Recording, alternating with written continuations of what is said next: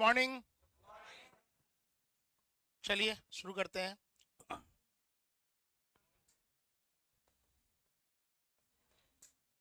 चलो बात नहीं करो, ध्यान से सुनो, ठीक है ना? एक मिनट जरा। हेलो। हाँ हाँ जी। केमिकल काइनेटिक्स, काइनेटिक्स वर्ड का क्या मतलब होता है? काइनेटिक्स, काइनेटिक्स वर्ड का मतलब होता है रेट है। केमिकल काइनेटिक्स मतलब किसी केमिकल रिएक्शन के रेट की बात करते हैं। मतलब केमिकल काइनेटिक्स में हम लोग बात करते हैं rate of a chemical reaction. अच्छी बात है। अब rate of a chemical, rate का क्या मतलब होता है? रेट आप फिजिक्स में भी पढ़ते आ रहे हैं। हाँ हाँ, रेट में टाइम के रिस्पेक्ट में बात करते हैं। अब यहाँ रेट का क्या मतलब है? डिस्टेंस डिस्प्लेसमेंट ये नहीं है। यहाँ क्या मतलब है सर? केमिकल रिएक्शन होता है तो होता क्या है? रिएक्टेंट प्रोडक्ट में कन्वर्ट होता है। पक्की बात। तो समय के साथ रिएक्टेंट का कंसंट्रेशन घटता है और प्रोडक्ट का कंसंट्रेशन बढ़ता है। यही है ना बच्चा? तो रेट ऑफ रिएक्शन का मतलब हुआ कि रिएक्टेंट की कंसंट्रेशन में जो चेंज आ रहा है विथ रेस्पेक्ट टू टाइम, इतने समय में रिएक्टेंट की कंसंट्रेशन में इतना बदलाव आ गया, इतना चेंज आ गया। ये जो स्टडी है ये हम लोग करते हैं रेट के अंदर। बात समझ रहे हैं? यानी कि हम कहना चाहेंगे rate of a chemical reaction का मतलब change in concentration of reactant और product with respect to time. यही इस चैप्टर का मुद्दा है। हम लोग इसमें यही पढ़ने वाले, ठीक है? अब बात यह है बच्चों कि रेट के आधार पर केमिकल रिएक्शन को तीन हिस्सों में बांटा गया, तीन पार्ट में बांटा गया है, ठीक है? रेट के आधार पे क्या कहना चाह रहे हैं sir? On the basis of rate chemical reactions are of three types। बहुत अच्छा।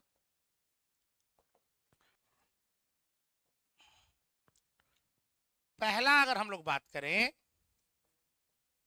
तो वेरी स्लो रिएक्शन। ये चर्चा तो थोड़ी ऑर्गेनिक में भी हुई थी कि तीन तरह के रिएक्शंस होते हैं।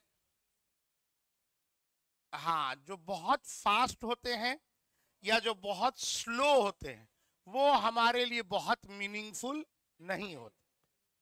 ये बात हुई थी ना? खैर, वेरी स्लो रिएक्शंस, इनकी खासियत क्या है बच्चों? अगर हम बात करें तो हाँ ध्यान दीजिएगा, सच रिएक्शंस, ऐसे reactions which take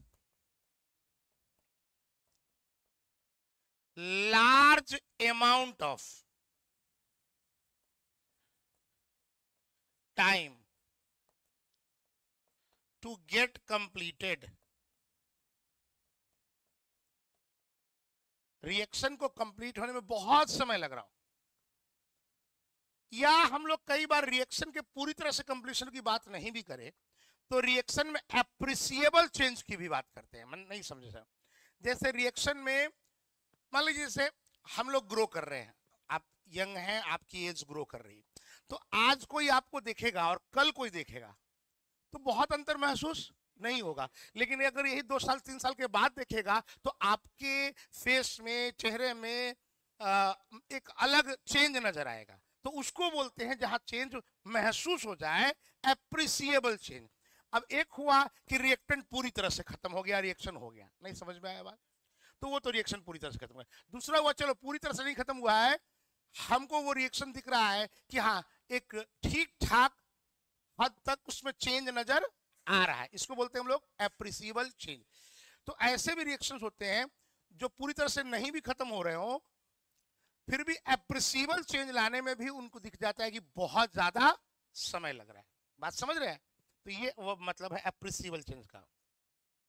Such reactions which take large amount of time to get completed or for appreciable change। अच्छी बात है। अब फॉर एग्जाम्पल अगर बात करें, फॉर एग्जाम्पल, ठीक है, फॉर एग्जाम्पल, तो इसमें हम लोग कुछ याद कर सकते हैं। जैसे अगर आप देखें रस्टिंग ऑफ आयरन, आप सब जानते हैं कि रस्टिंग ऑफ आयरन एक केमिकल रिएक्शन है। अब रस्टिंग जो होता है वो आप तुरंत तो देख नहीं पाते, 6 महीना 4 महीना 8 महीना 1 साल बाद आपको नजर आता है कि हाँ रस्ट लग रहा है ना। हाँ, तो हम लोग कह सकते हैं कि रस्टिंग ऑफ आयरन जो केमिकल रिएक्शन है एक बहुत स्लो रिएक्शन है। Rusting of iron, rusting of iron chemical reaction है। थोड़ा सा अगर, हालांकि अपना उतना पक्ष जानने का नहीं है, फिर भी अगर जान ले तो अच्छा है। क्या होता है केमिकल रिएक्शन उसमें? इनऑर्गेनिक भी पढ़ के आए हैं आप। रस्टिंग ऑफ आयरन में होता है केमिकल रिएक्शन, आयरन जब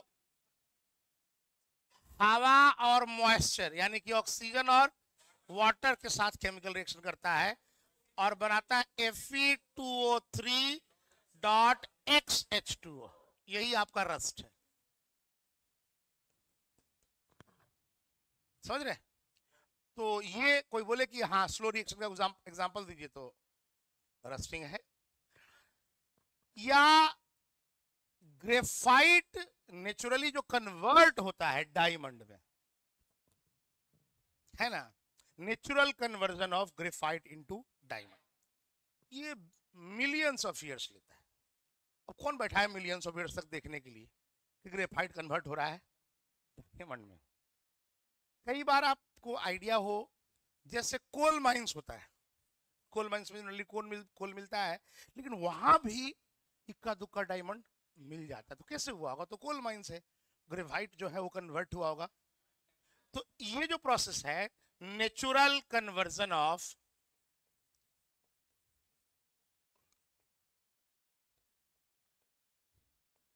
graphite into diamond,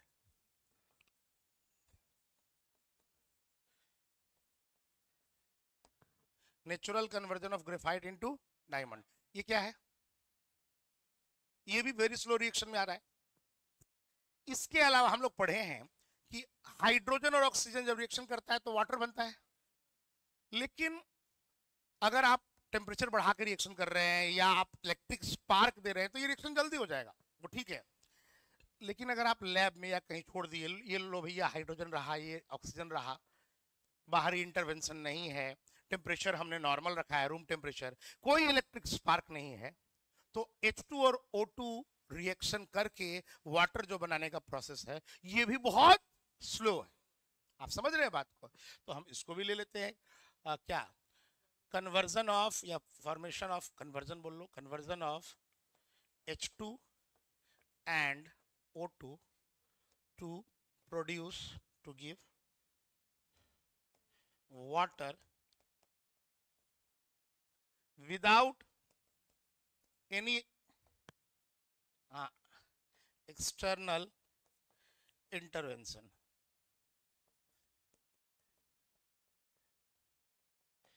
external intervention का मतलब हुआ कि भाई हम टेम्परेचर या कुछ और चीजें, इलेक्ट्रिक स्पार्क, सब चीजों का यूज नहीं कर रहे हैं, तो ये भी हमारा हो गया एक वेरी स्लोली।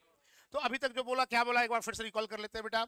केमिकल काइनेटिक्स में हम लोग किसके बारे में पढ़ रहे हैं? रेट। रेट का मतलब क्या होता है? चेंज इन कंसंट्रेशन या change in concentration of reactant और product with respect to time, ठीक है। और इसके आधार पर रिएक्शन को 3 कैटेगरी में बांटा गया।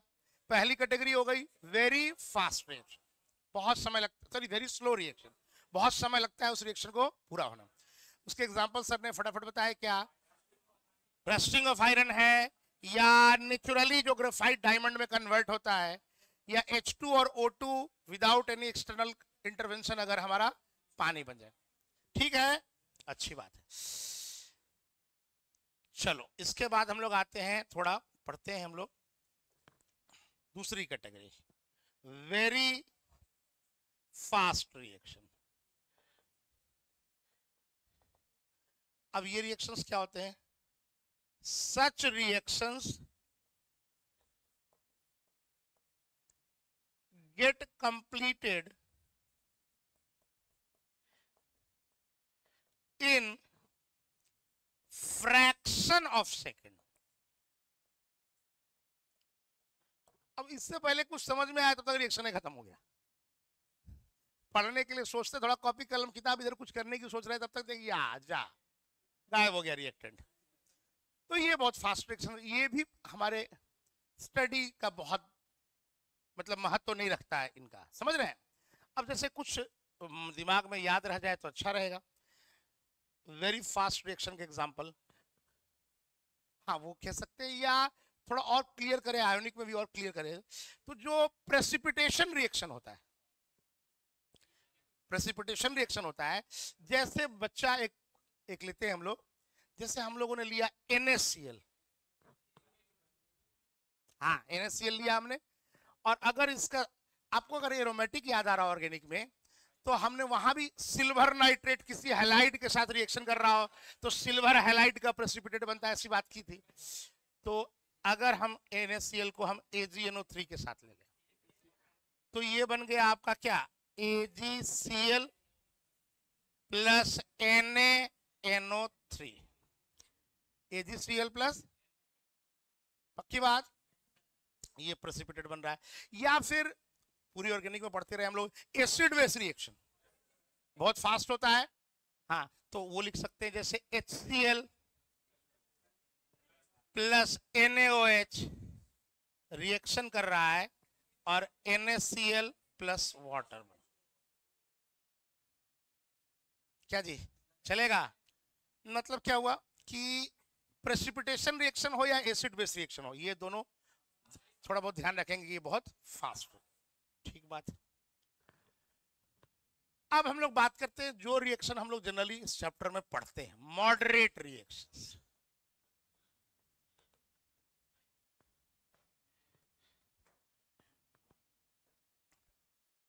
Such reactions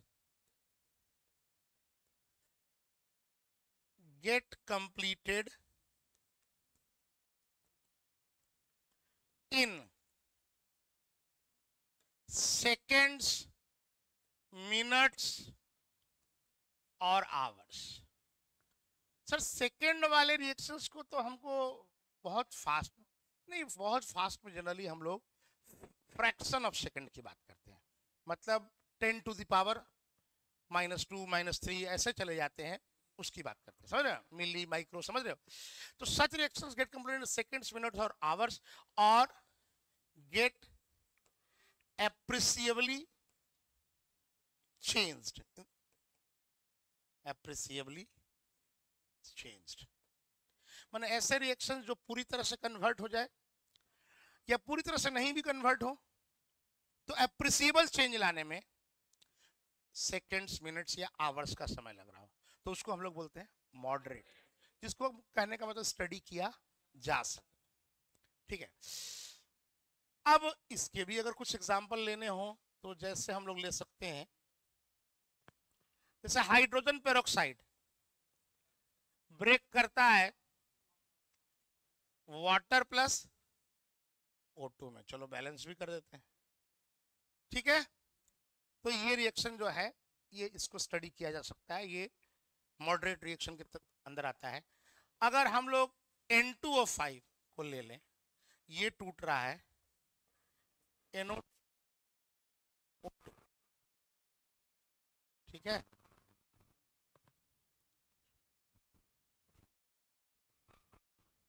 हो गया।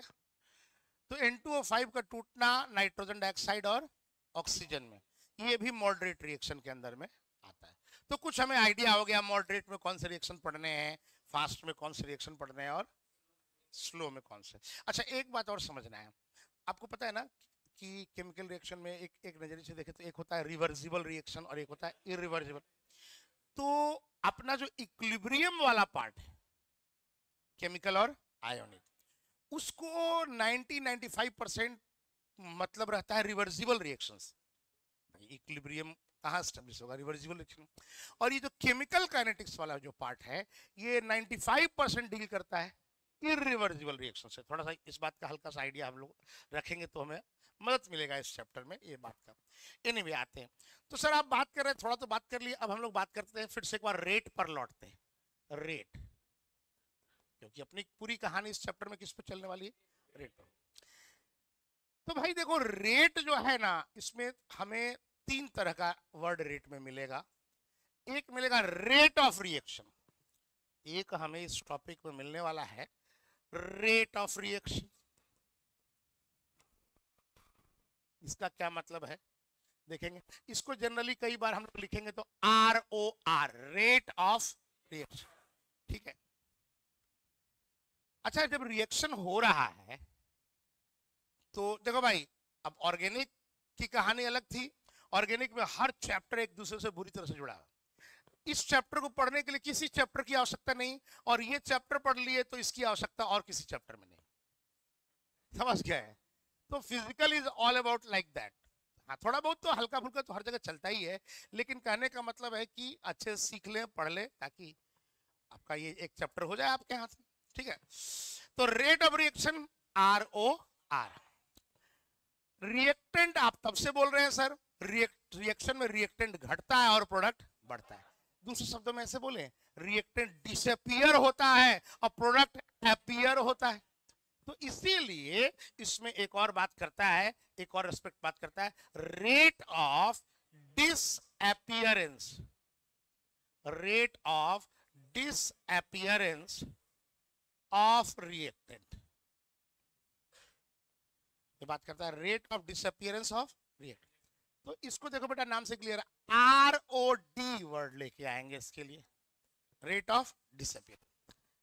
एक और वर्ड बात करेगा ये, rate of appearance of product. तो ये बात करेगा ROA, रेट ऑफ अपीयरेंस की बात करेगा, ठीक है। अब रेट में फिर से एक बार, जो आप लोग पढ़ते आ रहे हैं अच्छे से जानते हैं, रेट में को ये तीनों को अगले पेज पे बात करेंगे, अगले स्लाइड पे बात करेंगे। रेट को 2 हिस्सों में बांट के पढ़ा जा सकता है, एक एवरेज और एक इंस्टेंटेनियस। ये भी तो हम लोग जानते हैं, तो उसकी भी थोड़ी चर्चा हो जाए कि आप बात कर रहे हैं रेट की, तो रेट को 2 हिस्सों में बांट के पढ़ेंगे हम लोग। 2 तरह से पढ़ सकते हैं, एक होता है कौन? एवरेज रेट, और दूसरा क्या होता है?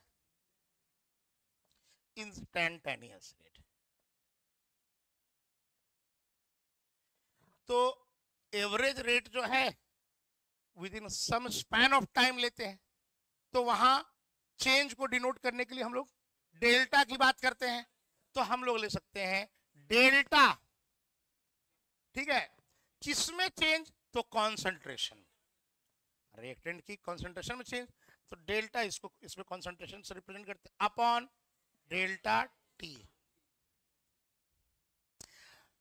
और when delta t tends to 0, तो हम इंस्टेंटेनियस की बात करते हैं। तो इंस्टेंटेनियस रेट जो हो जाएगा वो हो जाएगा d of concentration upon dt। एक पर्टिकुलर इंस्टेंट पे बात कर रहे हैं, ये within some span of time बात कर रहे हैं। अरे ये बात तो समझ रहे होगे ना यार, पूरा 1.5-2 साल से तो यही सब पढ़ रहे हो। हाँ पढ़ रहे हो। अच्छा, दूसरी बात सुनो, रेट एकदम दिमाग में बिठा लो, रेट हमेशा पॉजिटिव होता है। रेट हमेशा पॉजिटिव होता है, ये बात ध्यान रखना है। चलो यहां पर बात चल रही है, तो अगले पेज में चलने से पहले रेट का यूनिट भी देख लेते हैं। तो कंसंट्रेशन का यूनिट क्या होता है? कंसंट्रेशन मोल पर लीटर, मोल पर लीटर, और टाइम में पर सेकंड ले लो। तो यानी कि इसका यूनिट अगर हम लोग बात करें तो मोल पर लीटर पर सेकंड, या और भी कह सकते हैं तो मोल, मोलरिटी पर second, rate concentration per unit time है तो मोल पर लीटर पर सेकेंड। ठीक, आइए फिर से हम लोग लौटते जरा rate of disappearance, rate of appearance और रेट ऑफ रिएक्शन की बात करने आते हैं। चलो देखो जरा, मान लो एक रिएक्शन है A plus 2B gives rise to 3C। एक reaction A plus 2B gives rise to 3C। ठीक, तो इसमें रिएक्टेंट A है और क्या है B, रिएक्टेंट A और B है और प्रोडक्ट क्या है C। ठीक, तो भाई ऐसा है कि अगर हम करें, सुनो जरा, rate of reactant A, reaction हो रहा है तो ए का कॉन्सेंट्रेशन घट रहा है, तो रेट ऑफ डिसअपीयरेंस ऑफ ए, अच्छे से देखिएगा जरा, rate of disappearance of A. तो अगर मैं लिखूं तो ऐसे लिखना चाहिए मुझे, रेट ऑफ डिसअपीयरेंस, तो मैं लिख रहा हूं डेल्टा। ठीक है, हम ऐसा कर लेते हैं ना, हम जो बात कर रहे हैं वो किस बात कर रहे हैं अभी हम एवरेज की बात कर रहे हैं। ठीक है, तो डेल्टा किसकी कॉन्सेंट्रेशन, ए की concentration, delta A bye delta T. अभी एक मिनट देखते हैं जरा, थोड़ा सा और पहले सुनते हैं। अब डेल्टा का मतलब क्या होता है, चेंज। चेंज का मतलब क्या होता है, बाद माइनस पहले, फाइनल माइनस इनिशियल। तो अगर उस हिसाब से हम बात करें तो हम कह सकते हैं डेल्टा को हम लोग कह सकते हैं ए का फाइनल कंसंट्रेशन माइनस ए का initial concentration upon TF minus TI. अब बड़ी बात यह है जो समझना है कि भाई हमारा फाइनली जो कंसंट्रेशन है वो रिएक्टेंट का घट रहा है कि बढ़ रहा है, घट रहा है। तो बाद वाला टर्म जो फाइनल टर्म है ये होगा कम और पहले वाला टर्म होगा ज्यादा, तो ये वैल्यू क्या आएगी, निगेटिव आएगी। और सर ने अभी चिल्ला के बोला कि रेट कभी निगेटिव, यानी कि हमें बहुत अच्छे से समझ में आना चाहिए कि यहां पर एक होगा माइनस, क्योंकि ये टर्म जो होना है, ये वैल्यू जो होनी है वो क्या होनी है, फिर से बताएं क्या बोल लिखे हैं, देखिए जरा अच्छे से। हम लोग बात कर रहे हैं average rate of disappearance of A. तो ए जो रिएक्टेंट है डिसअपीयर कर रहा है। अब आप लिख रहे हैं delta A upon delta T. अब डेल्टा ए तो निगेटिव आएगा क्योंकि बाद माइनस पहले, बाद कम है वैल्यू, पहले वाला ज्यादा है, बाद माइनस पहले वैल्यू आएगा निगेटिव, और रेट कभी निगेटिव। तो इसका मतलब हमें अगर रेट ऑफ डिसअपीयरेंस, रिएक्टेंट का कभी भी रेट ऑफ डिसअपीयरेंस की बात कर रहे हैं तो वो वैल्यू में माइनस लगेगा, तब delta A upon delta T लिख पाएंगे। बोलो हाँ या ना। ऐसे ही फिर से एक बार चलते हैं। अगर हम बात करें average rate of disappearance of B,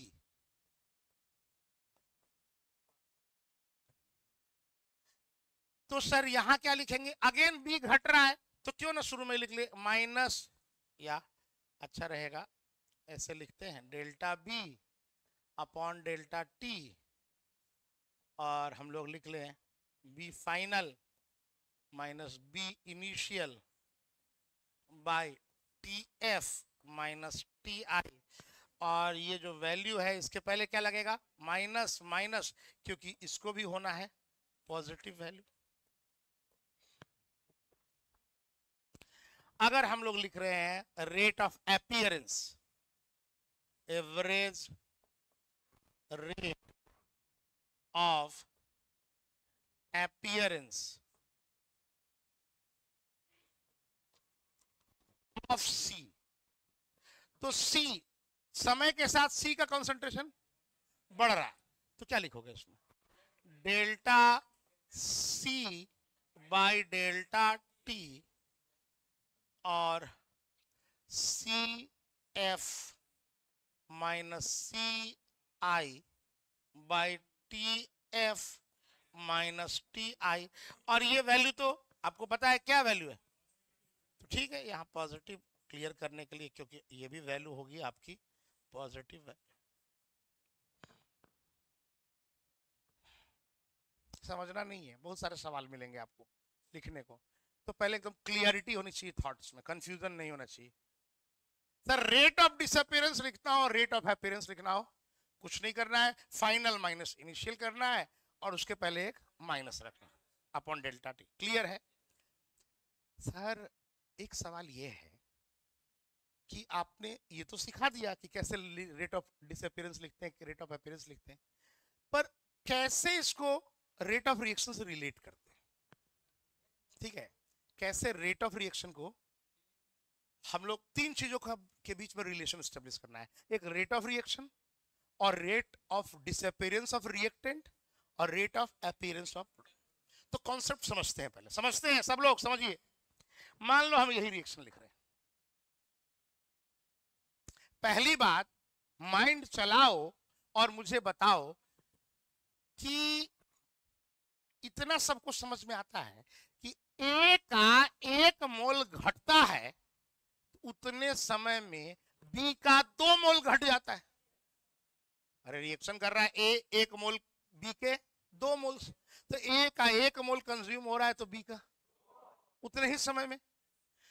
तो क्या मैं आपसे कहूं कि rate of disappearance of A बराबर rate of disappearance of B, तो मैं सही बोल रहा हूं ना? सही बोल रहा हूं क्या? नहीं बोल रहे हैं सही सर, आप सही नहीं बोल रहे हैं। दोनों का रेट बराबर नहीं है, क्योंकि दोनों का रेट बराबर होता तो 1 मोल ये खत्म होता तो ये भी 1 ही मोल खत्म। तो पहला चीज तो हमें ये समझना पड़ेगा कि मान लो अगर यही रिएक्शन की बात कर रहे हैं, a + 2b gives rise to 3c, तो हम ऐसा नहीं लिख सकते rate of disappearance of a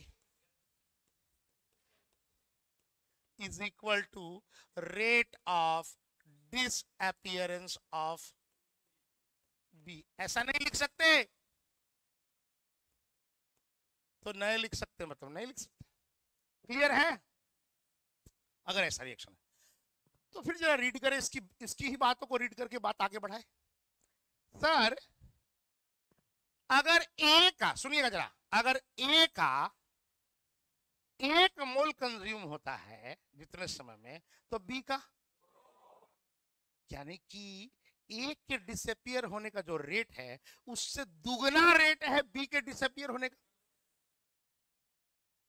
तो अगर दोनों टर्म को बराबर करना है तो जो दुगना है उसमें नहीं, जो दुगना नहीं है उसमें 2 से गुना करते, तब तो रेट बराबर हो जाएगा। बोलो हाँ या ना? तो मैं ऐसा इस इक्वेशन को देख कर लिख सकता हूं कि 2 इंटू रेट ऑफ डिसअपियरेंस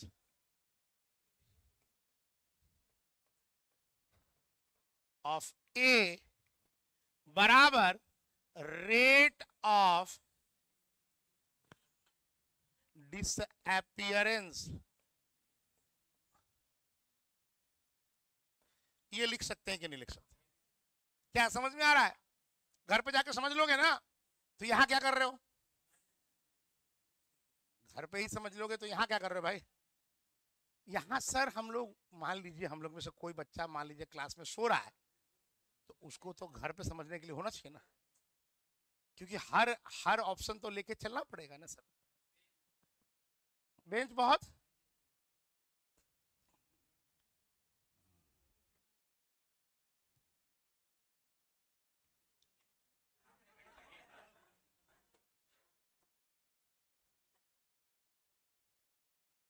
वो हमारे बैठने के लिए बनाया गया है, आए? हमारे बैठने के लिए बनाया गया, तो बताओ। अच्छा ठीक है, अच्छा ये सबको छोड़ दे, जरा यहाँ पढ़ ले पहले। तो ये ठीक लिखे ना, ए के डिसअपियरेंस में 2 से मल्टीप्लाई करें तो वो बी के डिसअपियरेंस के बराबर हो जाएगा। या इसको ऐसे लिख सकते हैं, रेट ऑफ देखो जरा, डिसअपियरेंस ऑफ ए बराबर half into rate of disappearance of B. लिख सकते हैं। अब जरा देखो रिएक्शन को देखो। अगर मैं ऐसे सोचूं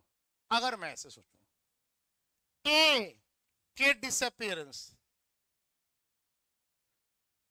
बटा उसका कोएफिशिएंट जो कि 1 है बराबर बी के रेट ऑफ डिसअपियरेंस बटा जो उसका कोएफिशिएंट 2।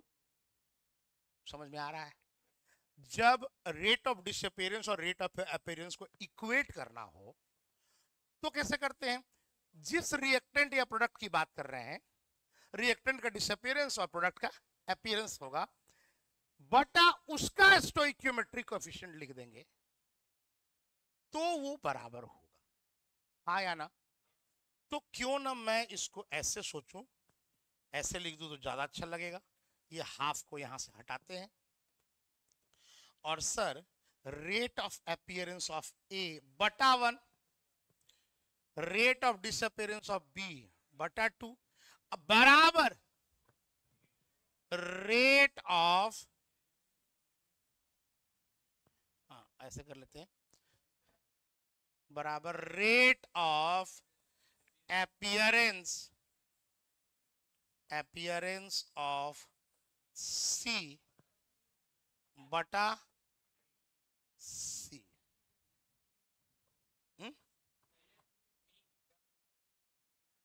सी लिख दिए। हाँ 1/3। हाँ क्या बोल रहे हो बेटा?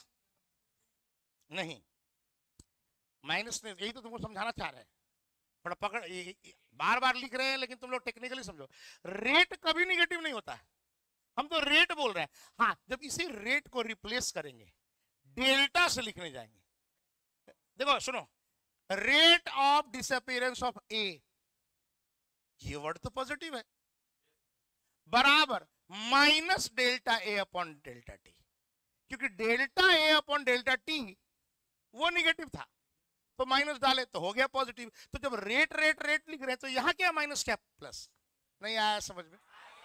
अच्छा, जब इसको हम लोग तीनों को बराबर कर दिए, this is none other than this is your rate of reaction. Rate of reaction, rate of disappearance of A, rate of disappearance of B और rate of disappearance of C सबसे रिलेट हो गया।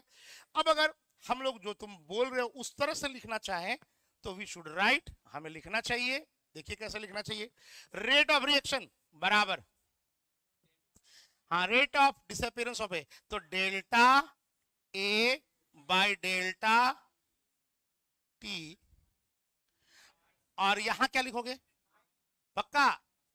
अच्छा, अब बटा इसका कोएफिशिएंट, क्योंकि ये हो गया रेट ऑफ डिसअपियरेंस और उसका कोएफिशिएंट लिखोगे तब बराबर होगा। और यहां क्या लिखेंगे बताओ?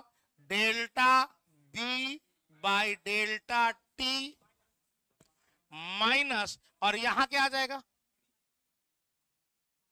1/2। बोलो हाँ या ना? हाँ 1/2 इंटू है ना ये, हाँ हाँ ठीक है, तो समझो ब्रैकेट लिख ही दे तो हो गया। और ये लिख देंगे 1/3 इंटू डेल्टा सी बटा डेल्टा टी।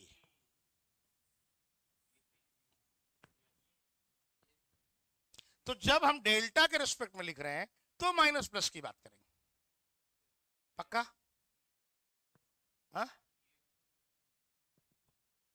नहीं, क्यों नहीं लगाएंगे? क्यों नहीं लगाएंगे? बी तो एक मिनट, रेट ऑफ रिएक्शन को तो एक टर्म्स में ही बात कर सकते हैं ना। अब रिवर्सिबल रिएक्शन लोगे तो at that point of time rate of reaction का मतलब नहीं रहेगा, at that point of time rate of forward reaction और रेट ऑफ बैकवर्ड रिएक्शन की बात। जब रिएक्शन दोनों तरफ से चल रहा है तो हम कैसे बात कर सकते हैं रेट ऑफ रिएक्शन की? वो आगे से चल रहा है तो फॉरवर्ड रिएक्शन, पीछे से जो बात कर रहे हैं वो, तो अगर उस केस में अगर आप बात कर रेट ऑफ रिएक्शन जो अभी लिख रहे हैं तो that is equal to rate of forward rate. अब एक रेस्पेक्ट में बात कर रहे हैं, अब आप कह रहे हैं कि दोनों तरफ से रिएक्शन चल रहा है, दोनों तरफ से। तो अब देखो ध्यान से समझो, इधर से घट रहा है, उधर से बढ़ रहा है, तो आपने बढ़ने वाला एंगल तो कंसिडर किया नहीं, इसीलिए रिवर्सिबल रिएक्शन को इससे दूर रखते। क्या क्लियर है? चलिए आगे चलेंगे। तो इन जनरल अगर मैं बात करूं, इन जनरल अगर हमारा एक रिएक्शन है A plus B gives rise to C plus D, तो इसके अगर हम बात करें तेजी से, रेट ऑफ रिएक्शन बराबर rate of disappearance of A बटा ए बराबर rate of disappearance of B बटा बी बराबर rate of disappearance of C बटा सी बराबर rate of appearance of D बटा डी। ऐसे लिख सकते हैं हम इसको।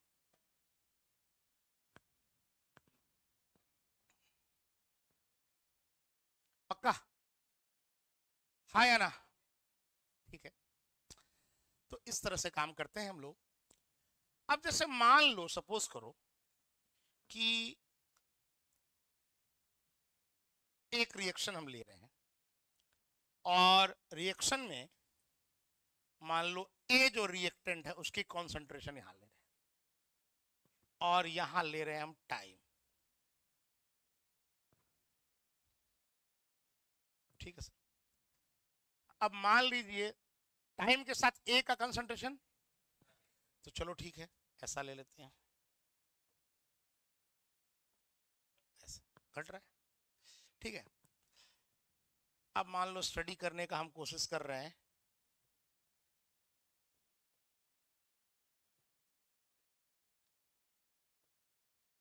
मान लीजिए ये हमने ले लिया 5, ये हमने ले लिया 10, मान लो टाइम को हम लोग ले लेते हैं मिनट में।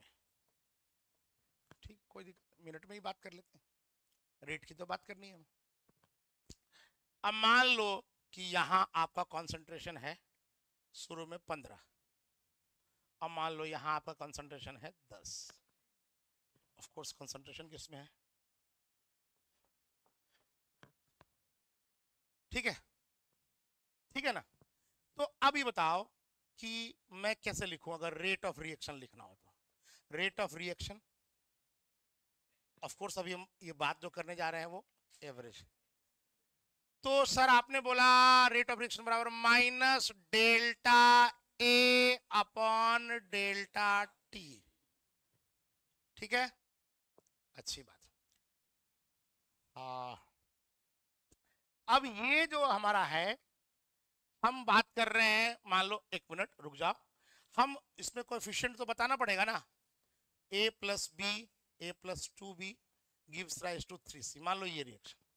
ठीक है, इस रिएक्शन के लिए तो अगर रेट ऑफ डिसअपीयरेंस में बात करें तब तो कोई दिक्कत था ही नहीं, पर रेट ऑफ रिएक्शन बात करें तो कोएफिशिएंट तो हमको चाहिए।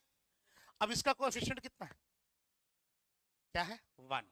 तो ठीक है, यहां पर रेट ऑफ रिएक्शन बराबर 1 लिखने की यहां आवश्यकता नहीं है। तो क्या लिखूं मैं, बताओ क्या लिखूं? अब माइनस आ गया, पहले कितना है भाई, बाद में, तो ये हो गया माइनस 10 माइनस 15 बटा 10 माइनस 5, कितना हो गया? 5/5, यही ना हुआ? तो 1 मोल पर मिनट लिख देते हैं, मोलरिटी अगर लिख दिए पर मिनट।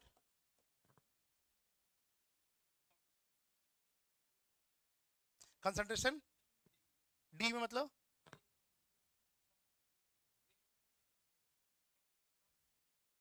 रेट ऑफ, अगर तो डी लेते तो ये ग्राफ ऐसा नहीं ना होता।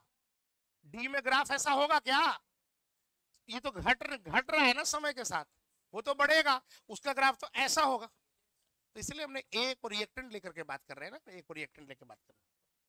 समझ रहा है बेटा? हाँ? अब ज्यादा नहीं बोलेंगे, क्या क्लियर है? अच्छी बात है, और ज्यादा नहीं बोलना है। अगर हम इंस्टेंटेनियस रेट की बात करते हैं, जैसे मान लो यही रिएक्शन है ऐसा, और ऐसे बात करते हैं इंस्टेंटेनियस रेट, तो मान लो इस पॉइंट पे अगर हम बात करते हैं तो इसका जो स्लोप होगा, हाँ स्लोप होगा,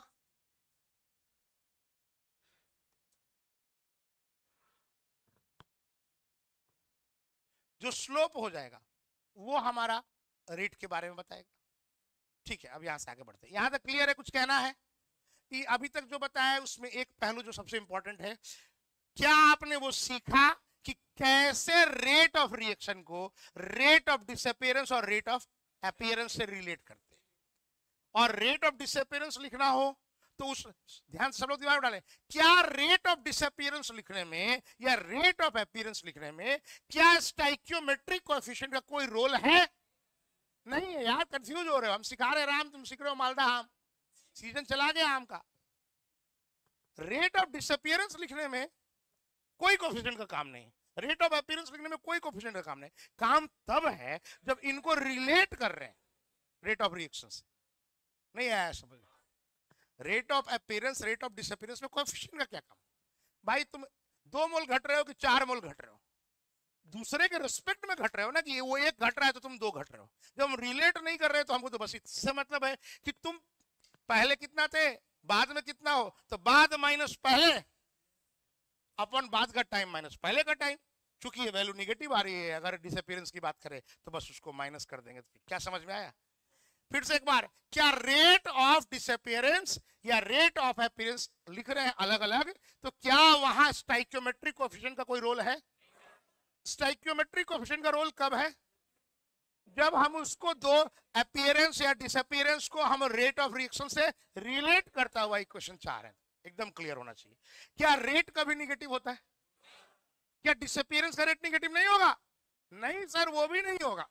रेट कभी निगेटिव, तो फिर निगेटिव क्या होता है सर? निगेटिव होता है delta of reactant upon delta, delta of concentration of reactant upon delta T, ये निगेटिव है। और ये रेट के बराबर करने के लिए इसको इसके आगे हम माइनस, एकदम कॉन्सेप्चुअली क्लियर, हेजी वेजी नहीं होना चाहिए। क्लियर है? चलिए आते हैं।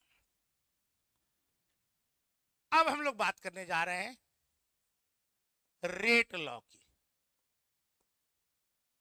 रेट लॉ सुनो जरा, ये क्या है सर रेट लॉ? जैसे मान लेते हैं कि अगर ए रिएक्शन करके हमें बना रहा है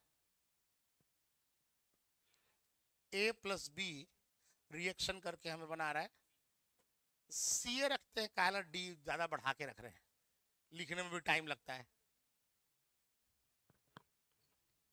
मान लो यही रहता है A plus 2b gives rise to 3c। मान लो ये, सुनो जरा मन लगा के। अब रेट के बारे में बेटा 2 नियम हमको जानने को मिलते हैं। एक आज मैं पढ़ाने वाला हूं और एक केमिकल इक्विलिब्रियम में मैंने पढ़ाया है। Law of mass action proposed by Goldberg and Waage, याद है? तो आपको याद कराने के लिए मैं वो रिएक्शन का भी लिख देता हूं। A A plus B B gives rise to C C plus D D था। ए बात नहीं करो।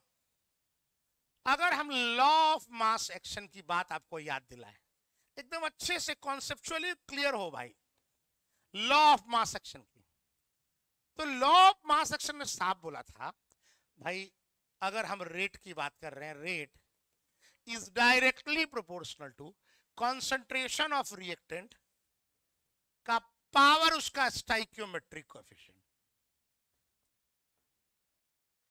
कुछ याद आ रहा है या नहीं याद? अरे क्या करते थे वहां, rate of forward reaction rate of backward reaction लिखते उठते थे कि नहीं? और at equilibrium rate of forward reaction is equal to rate of, तो रेट ऑफ फॉरवर्ड रिएक्शन लिखते थे तो क्या करते थे उसमें? गोल्डबर्ग एंड वागे के अकॉर्डिंग यही काम करते थे ना, लॉ ऑफ मास एक्शन जिसको बोलते हैं कि rate is directly proportional to concentration of reactant raised to their stoichiometric coefficient. कौन बोला था ये? Law of mass action. आपके सामने ये रख दिया. अब यहां बोलते हैं हम कुछ और, सुनिए ध्यान से. तो एक काम करिए सर. हाँ, अब आइए रेट लॉ क्या कहता है. रेट लॉ भी लॉ के रेट के बारे में बात करता है. Rate law expression word use करते हैं. रेट लॉ एक्सप्रेशन मन लगा के सुनिएगा. ये कहता है कि रेट इज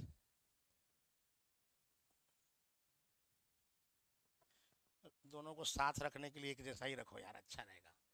ए प्लस अगर हमारा रिएक्शन यही है, चलो वही वाला, वो और ये दोनों सेम लेके चल, रिलेट करने में आसानी रहेगी, सुविधा रहेगी. तो इसी रिएक्शन के लिए उसने कुछ कहा. क्या कहा वो हमें दिख रहा है. रेट लो कहता है rate is directly proportional to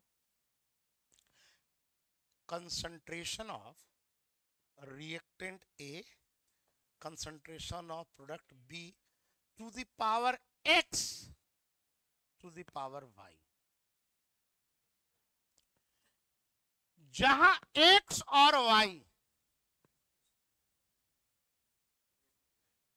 experimentally find out किए जाते. मतलब सर हम तो ये सोचे सर दोनों लॉ है, दोनों रेट के बारे में बात कर रहा है, तो वहां अगर पावर में a और b आया है तो यहां x y लिख रहे हैं, तो x बराबर a y बराबर b, ऐसा कुछ सोचा हमने.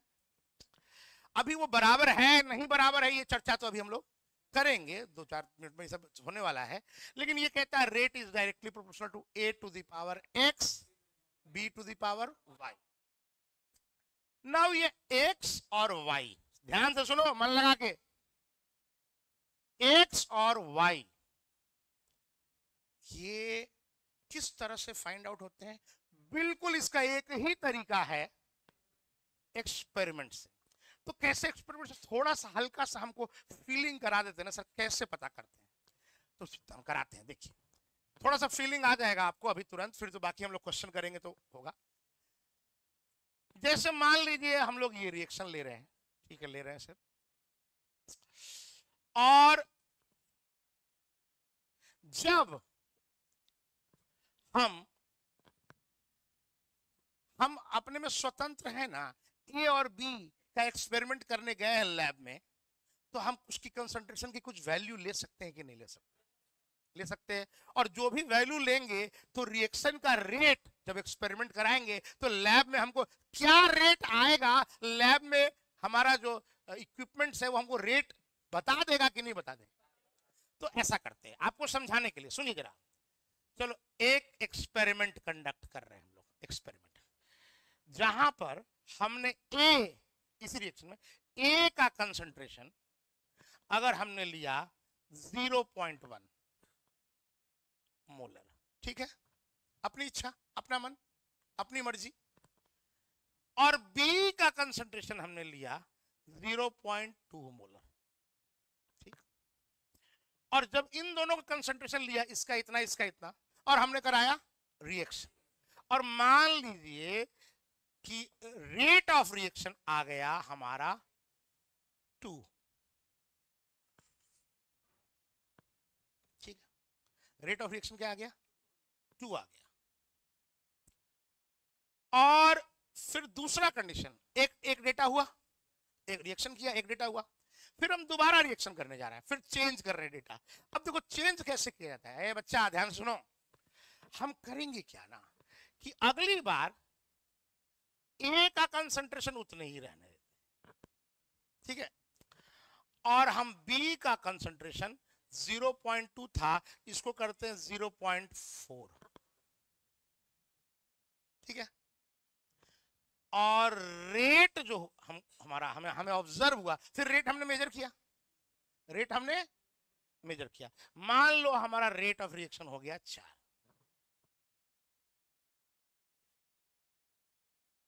मान लो एक डेटा और हम लेंगे, समझ में आ जाएगा आपको. अगली बार ए का कंसंट्रेशन हमने ले लिया 0.2, और B का कंसंट्रेशन भी हमने रहने दिया 0.2 और रेट ऑफ रिएक्शन जो हो गया वो हो गया मान लीजिए 8।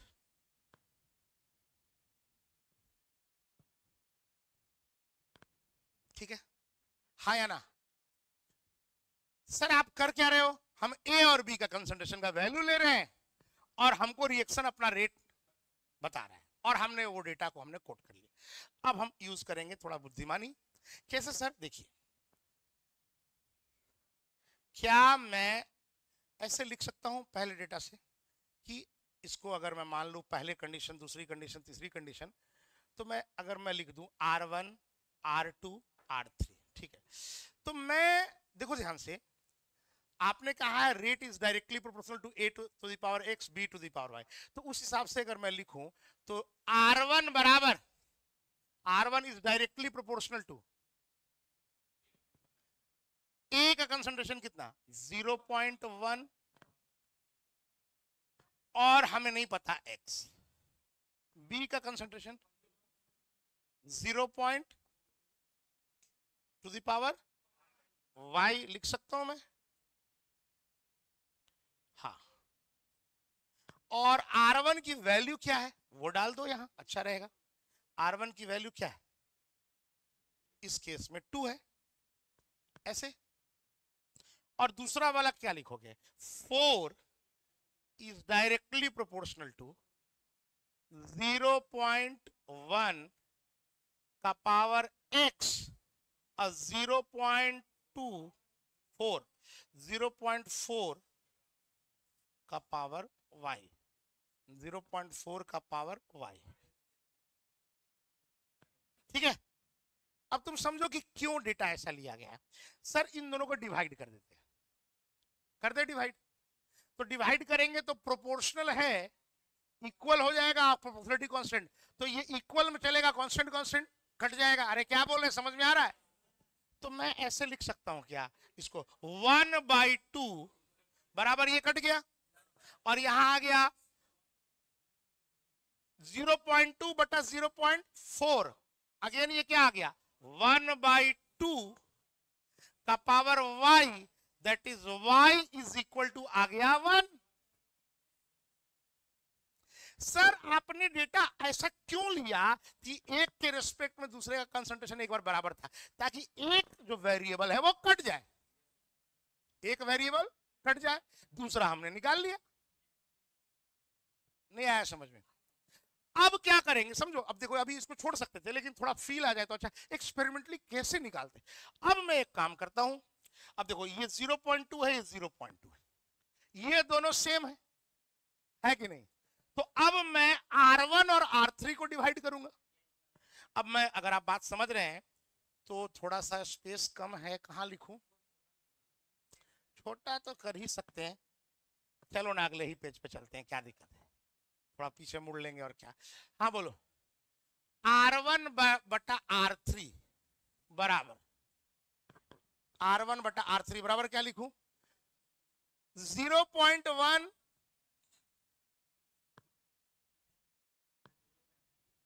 0.1 है और यहां क्या है, पावर x है और b 0.2 सेम है ना, तो 0.2 बटा 0.2 का पावर y, ऐसे ही लिखोगे ना भाई? हाँ ऐसे लिखेंगे सर हम लोग।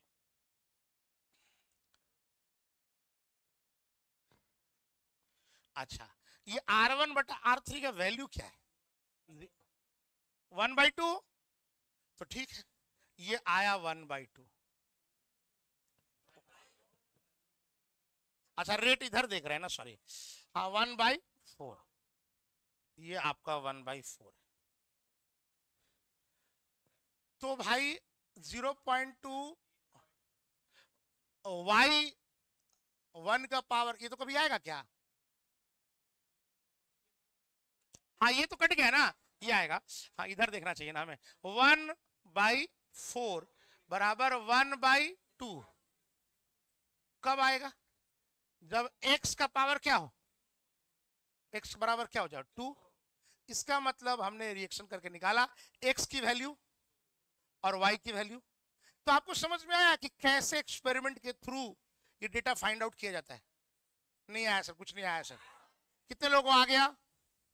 हाँ, तो इस तरह से करते हैं। अब ये हल्का सा हमने ये बात किया, अब हम यहाँ पर बात करेंगे रेट लॉ के बारे में आए हैं बात करने। यहाँ आ जाइए जरा। तो x और y कैसे निकाले जाते हैं?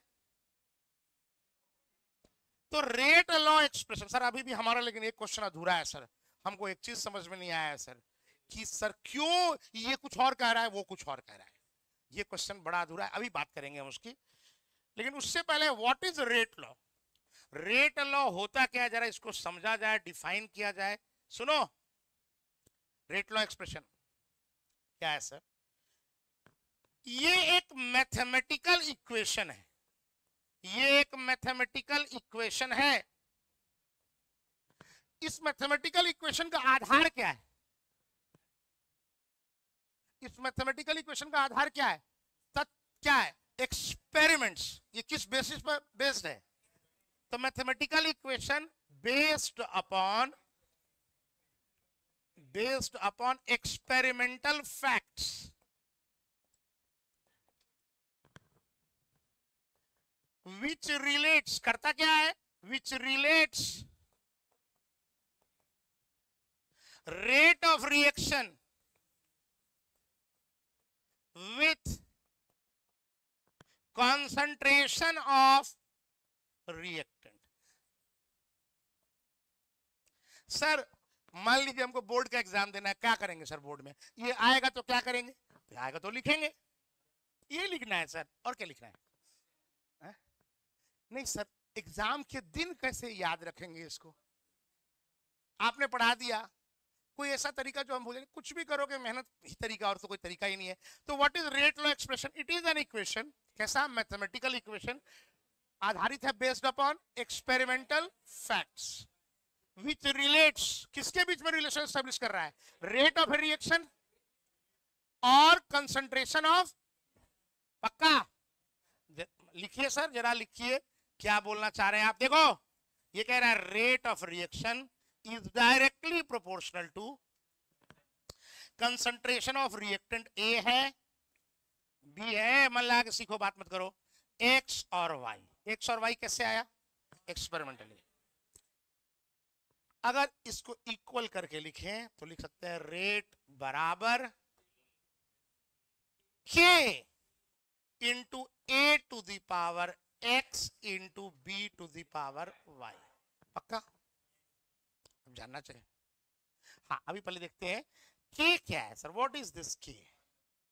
ये k क्या है? k को बोलते हैं हम लोग, k तो कांस्टेंट, तो सबका सुनाई दे रहा है, कांस्टेंट कांस्टेंट बोल रहा है। k तो शुरू से कांस्टेंट है। रेट कांस्टेंट, सुनो जरा मन लगा के, बोलो मत। k को बोलते हैं रेट कांस्टेंट या वेलोसिटी कांस्टेंट। तीन नाम हम आपको बता रहे हैं इसका, रेट कांस्टेंट या वेलोसिटी कांस्टेंट या स्पेसिफिक रेट ऑफ रिएक्शन। आज आपको ये पढ़ा दे रहे हैं, आज ही आपको इसका भी वीडियो मिल जाएगा और दूसरा वीडियो भी मिल जाएगा, और दोनों आपको पढ़ना है। आप आज शाम में कर लेंगे ना दूसरा वीडियो? आपको वीडियो भेज रहे हैं, आप कर लीजिए। ये रिकॉर्ड नहीं हो पाया था, वरना आपको पहले ही मिल गया होता किसी कारण से, तो दूसरा वीडियो आपको भेज देंगे। ये दोनों वीडियो करके, क्योंकि 2 क्लास हम लोग इसी वजह से रुके हैं, क्योंकि बच्चे नहीं आए थे। आज की क्लास भी हम बैकअप दे रहे हैं, तो अब कल चलेंगे हम तीसरे लेक्चर पे चलेंगे। तो आज आपको ये पढ़ा दिए, इसका भी वीडियो मिल जाएगा, दूसरा वाला वीडियो भेज देंगे, तो उसको आप शाम में कर लीजिएगा। पीडीएफ तो ऐसे भी डाला हुआ है। हाँ ठीक है, ठीक है, चले आगे। आज दूसरा वीडियो नहीं करेंगे सर, बाद में करेंगे, तब कल मत आना क्लास में सर। इतना हम लोग के पास टाइम नहीं होता है सर, समझे ना सर। हम लोग 20-25 दिन छठ में गए हैं सर, वहां हम लोग बहुत बड़का काम किए हैं सर। प्री बोर्ड का एग्जाम दिया, आपको कुछ पता है सर? उस दिन भी एग्जाम दिए जिस दिन कैंसिल हो गया था सर।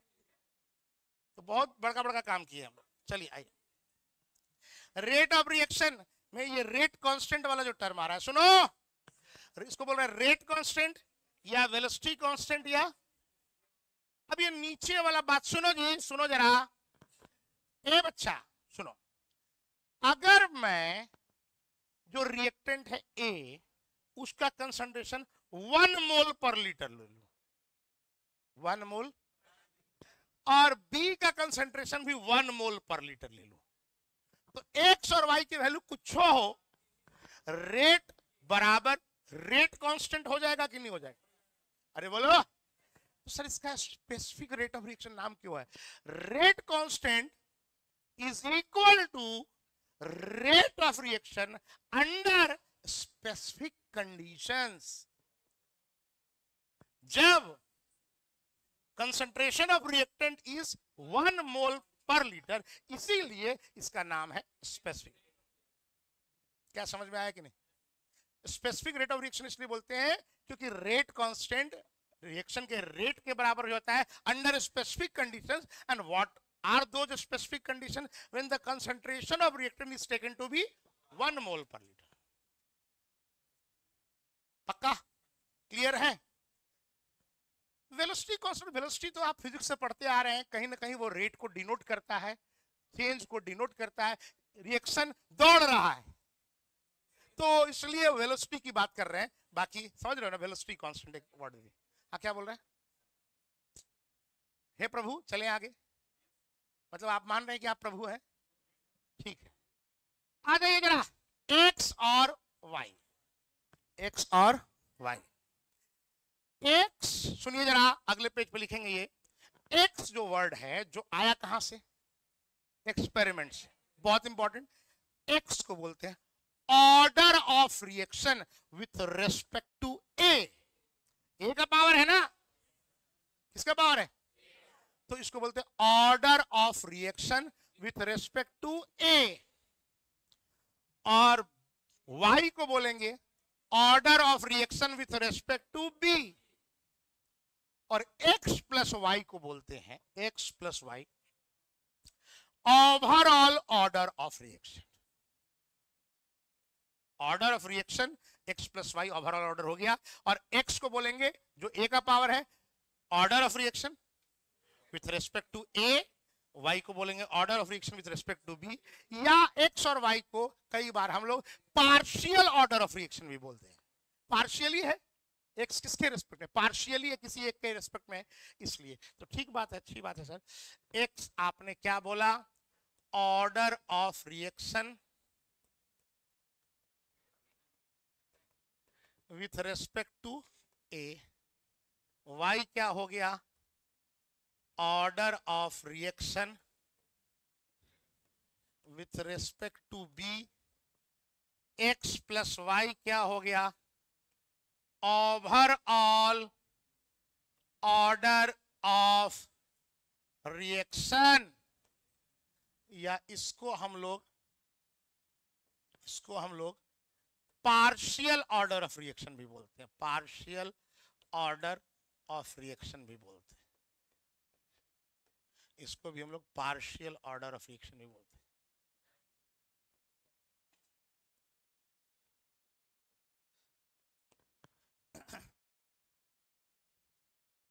रेट को, रेट लॉ रेट इक्वेशन में प्रोडक्ट की बात नहीं करता है, रेट इक्वेशन में मैथमेटिकल रिलेशन जो है वो रेट को रिलेट करता है रिएक्शन की कंसंट्रेशन में जो चेंज आ रहा है उसके रेस्पेक्ट में पावर से रिलेट करता है।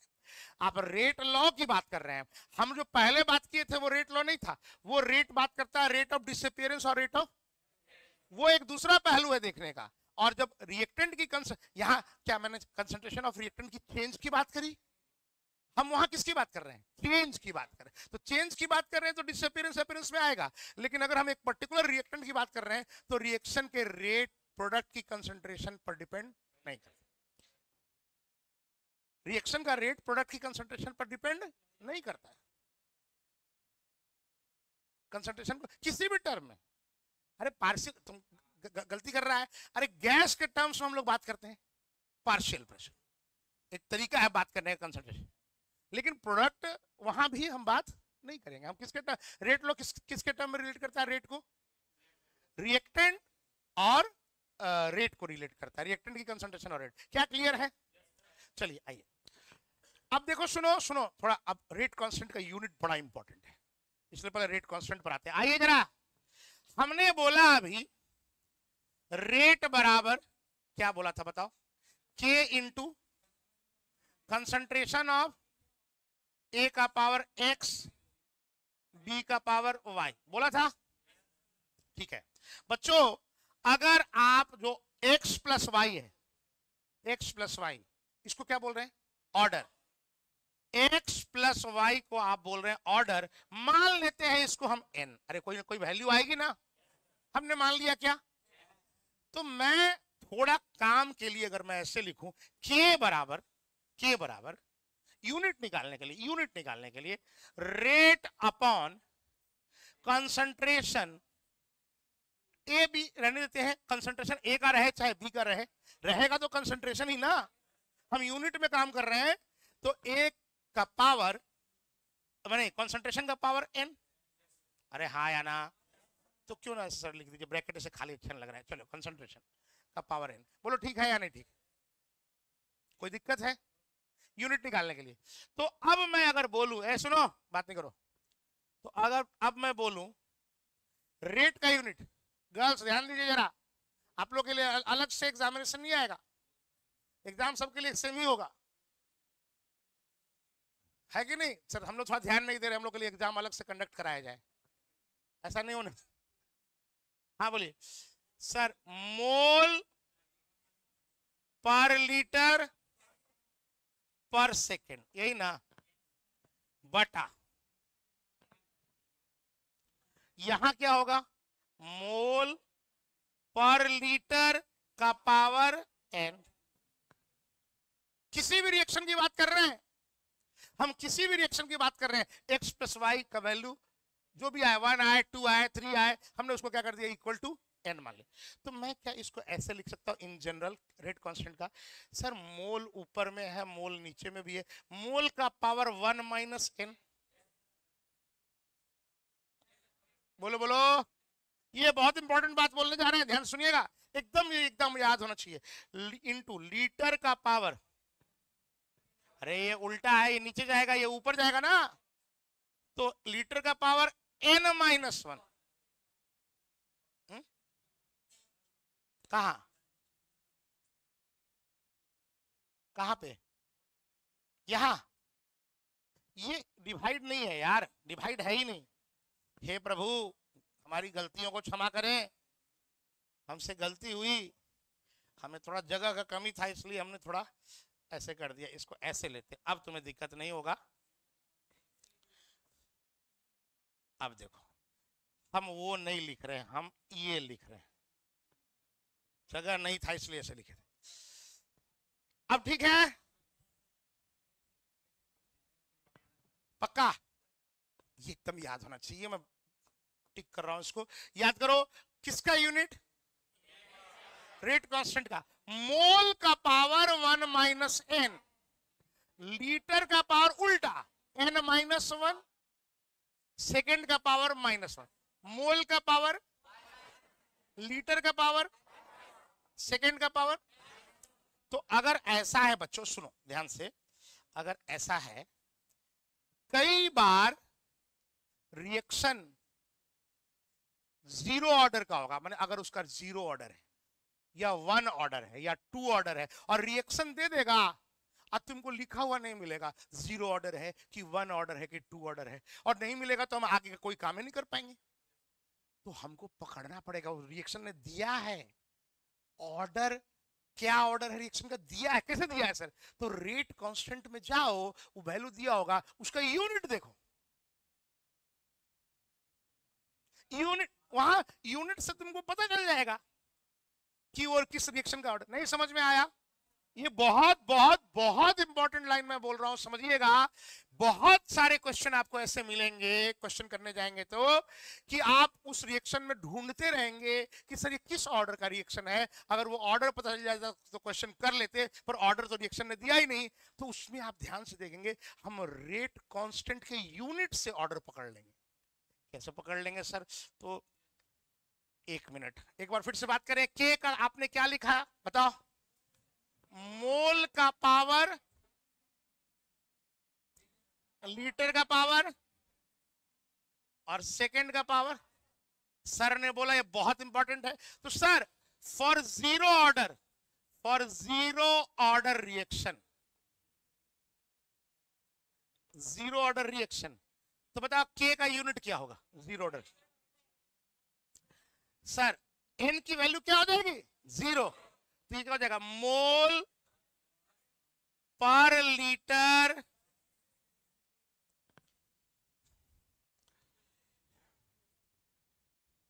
सर सर सर ये तो रेट के बराबर आ गया। अरे मूर्ख, तो K into concentration of reactant लिख रहा है और रिएक्टेंट का पावर क्या आना है? जीरो। तो रिएक्टेंट वाला टर्म तो उड़ गया। तो जीरो ऑर्डर में तो एकदम क्लियर दिख रहा है कि rate of reaction is equal to rate constant. Sir हम लोग को अलग से एक और क्लास लेके समझाया जाए। क्या बोले? सुना? समझाइए लाइन। जीरो ऑर्डर रिएक्शन का मतलब, ऑर्डर जीरो का मतलब क्या है? एन की वैल्यू जीरो, यानी कि रिएक्टेंट का जो पावर है वो जीरो है। अगर वो जीरो है तो रेट, वो टर्म रिएक्टेंट वाला उड़ जाएगा ना। किसी का पावर जीरो है तो वन आ गया, वो उड़ गया, तो रेट बराबर क्या हो गया? तो दिमाग में सेट करें जीरो ऑर्डर रिएक्शन के लिए रेट बराबर रेट कांस्टेंट, रेट बराबर रेट कांस्टेंट। और अब रेट बराबर रेट कांस्टेंट है तो रेट कांस्टेंट का जो यूनिट है वही यूनिट होगा जो रेट का होगा। आ भी रहा है? अरे बोलो आ रहा है कि नहीं? मोल पर लीटर पर सेकेंड। Very good. अगर हम बात करें for first order reaction, first order reaction, अब देखो फर्स्ट ऑर्डर करोगे तो 1 माइनस 1 जीरो, यहां भी 1 माइनस 1 जीरो, ये दोनों गया। तो सर के का यूनिट पर सेकेंड, बस आ रहा समझ। अगर हम बात करें for second order reaction, for second order reaction के बराबर, अब देखो ध्यान से सुनो, सुनो, यहां आएगा 2, 2 माइनस 1 माइनस 1, 2 माइनस 1, अरे 1 ना होगा नालायक, 1, और यहां 1 माइनस 2 था ना यहां, और यहां 2 माइनस 1, क्या लिखे बताओ? मोल का पावर माइनस 1, लीटर का पावर 1। तो एक चीज और देखो, ये वाला पार्ट उल्टा हुआ है, ये पूरा नहीं, पूरा मत पलट देना। मोल का पावर 1 था यहां माइनस 1, और लीटर का पावर माइनस 1 था यहां 1। हालांकि ये इसलिए बोल रहे हैं आपको याद रखने को, क्योंकि दो तरीका होता है ना, हम कर लेंगे, हम निकाल लेंगे, और उसकी जगह हमें याद है, हम क्वेश्चन देखते ही पकड़ लेंगे, दोनों में अंतर है ना। तो के का यूनिट इन जनरल क्या हो गया? मोल का पावर 1 माइनस एन, लीटर का पावर n माइनस 1 पर सेकेंड। और अगर हम जीरो ऑर्डर की बात करें तो मोल पर लीटर पर सेकेंड। फर्स्ट ऑर्डर की बात करें तो पर सेकेंड। सेकेंड ऑर्डर की बात करें तो मोल का पावर माइनस 1, लीटर का पावर 1 पर सेकेंड। अरे बोलो क्लियर है? ठीक है, ये वाला जो बात है ये सब बहुत बहुत बहुत इंपॉर्टेंट है।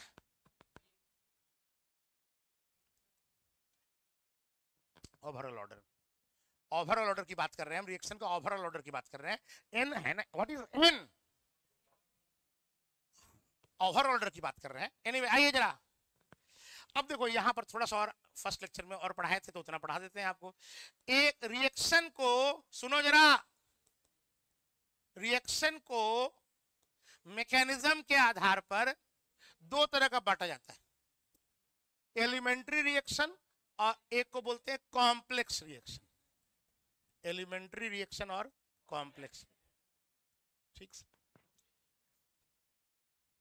हम लोग पढ़ते आए हैं, ऑर्गेनिक में भी पढ़े हैं। रिएक्शन जो वन स्टेप रिएक्शन होता है, कौन सा? One step reaction is elementary reaction.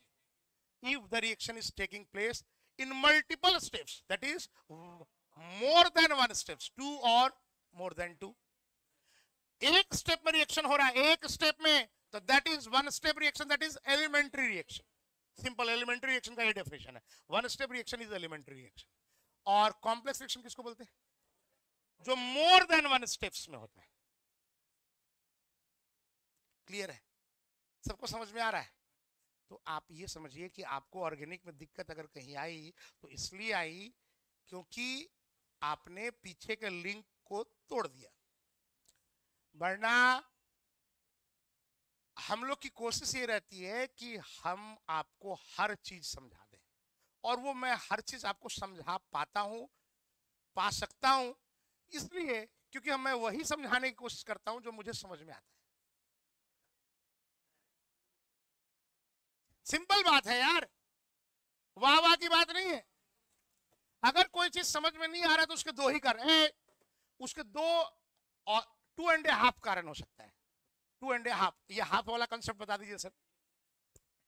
एक कारण हो सकता है कि शिक्षक बता रहे हैं और वो शिक्षक को ही क्लियर ना हो.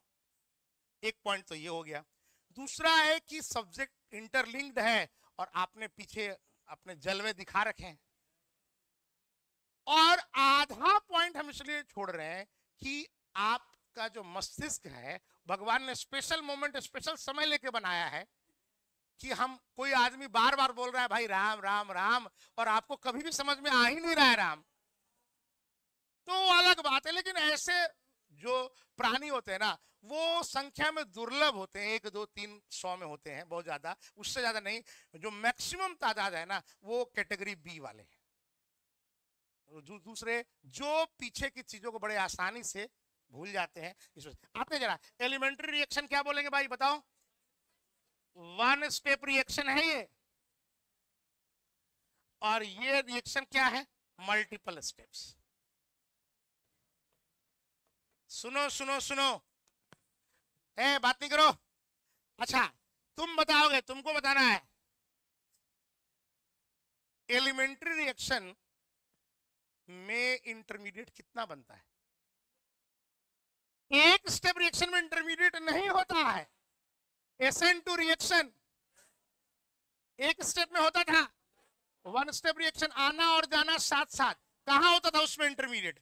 वो ट्रांजिशन स्टेट के थ्रू गुजरता है, वो इंटरमीडिएट के थ्रू. तो जैसे मैंने बोला यहां पर नो इंटरमीडिएट, और चूंकि ये मल्टीपल स्टेप्स में हो रहा है तो इसमें 1 और मोर देन 1 इंटरमीडिएट बन सकता है. ठीक सर. अब देखो,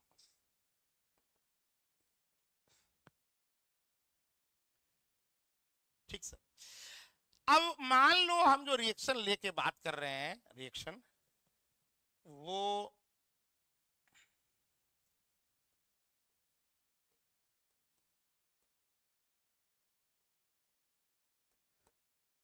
ये रिएक्शन ऊपर में क्यों लिखे हैं?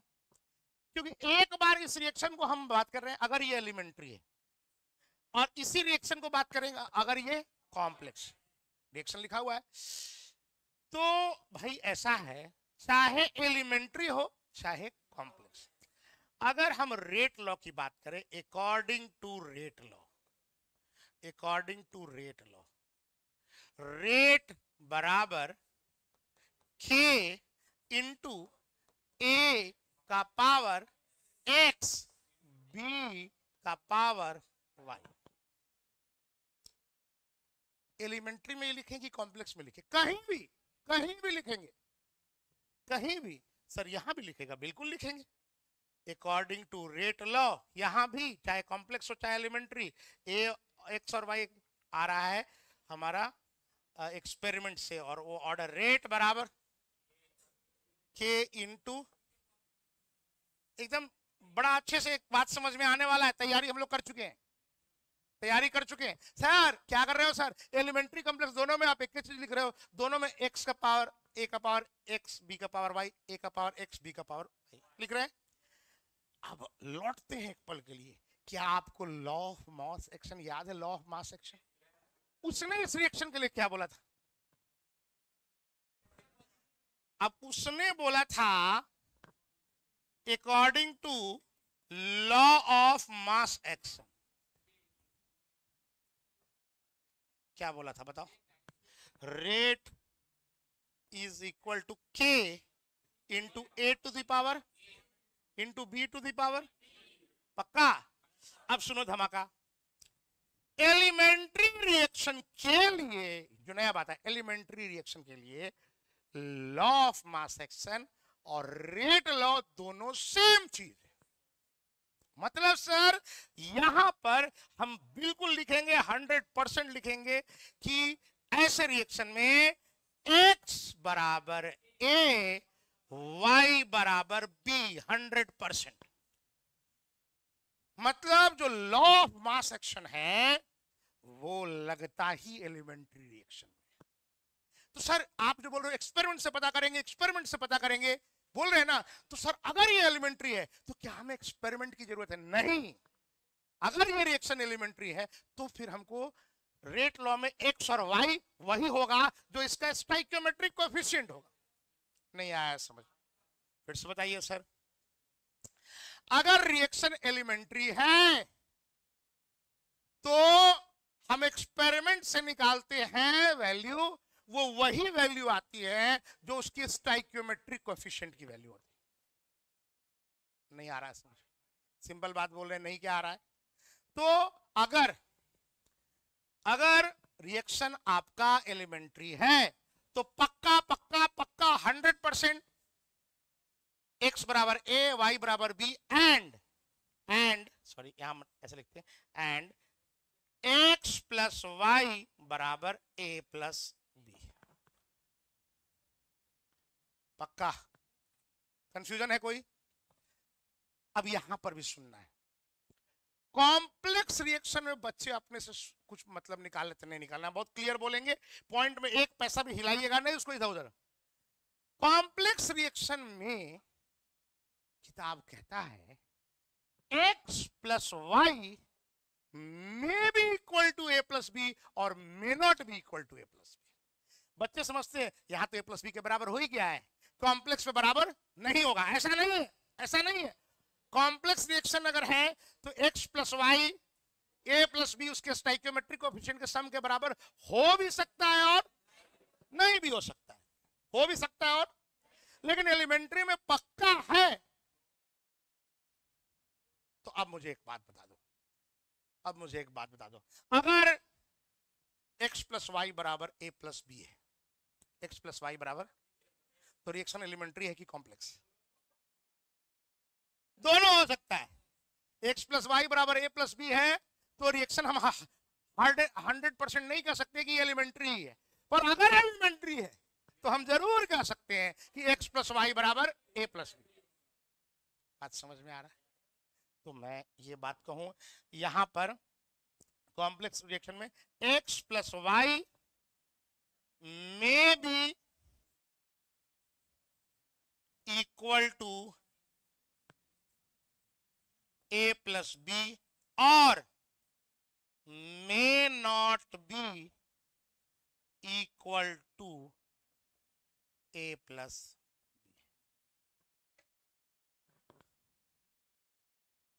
इतना ही पढ़ाया है मैंने लेक्चर, फर्स्ट लेक्चर में। मेरे ख्याल से आ गया होगा समझ में। पहला लेक्चर हो गया और